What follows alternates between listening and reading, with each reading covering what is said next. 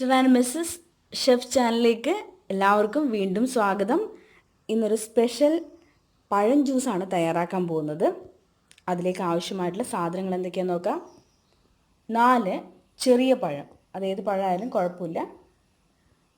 3 table spoon പഞ്ചസാര, 1 table spoon Complan, അത് ഓപ്ഷണലാണ്, നിങ്ങൾക്ക് ആവശ്യമുണ്ടെങ്കിൽ മാത്രം എടുത്താൽ മതി.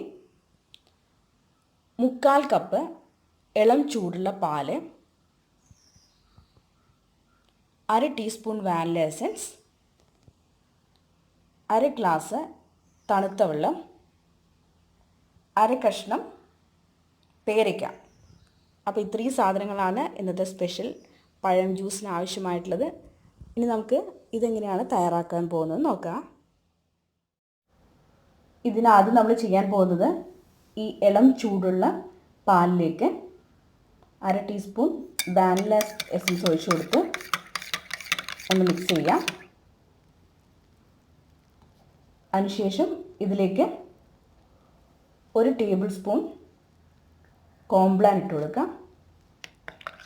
അത് ഈ പാലിൽ നന്നായിട്ടൊന്ന് മിക്സ് ചെയ്യാം. അതിനുശേഷം നമുക്കിത് നോർമൽ റൂം ടെമ്പറേച്ചറിലേക്ക് വരാൻ വേണ്ടി ഒന്ന് മാറ്റി വയ്ക്കാം.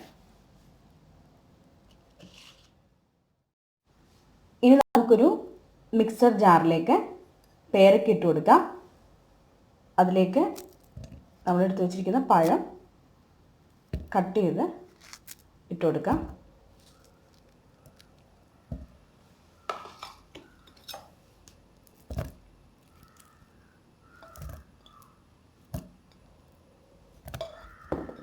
ഇനി ഇതിലേക്ക് നമുക്ക് 3 ടേബിൾ സ്പൂൺ പഞ്ചസാര ഇട്ട് കൊടുക്കാം.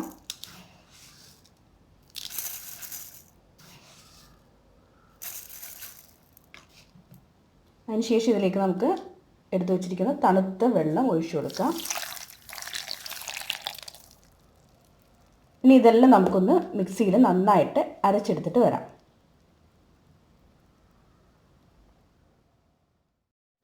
അങ്ങനെ പഴം നന്നായിട്ട് മിക്സിയിൽ അടിച്ചെടുത്തതിന് ശേഷം നമുക്കിതിലേക്ക് നമ്മൾ റൂം ടെമ്പറേച്ചറിലേക്ക് മാറ്റിയെടുത്തിട്ടുള്ള പാലിൻ്റെ മിക്സ് ഒഴിച്ചു കൊടുക്കാം.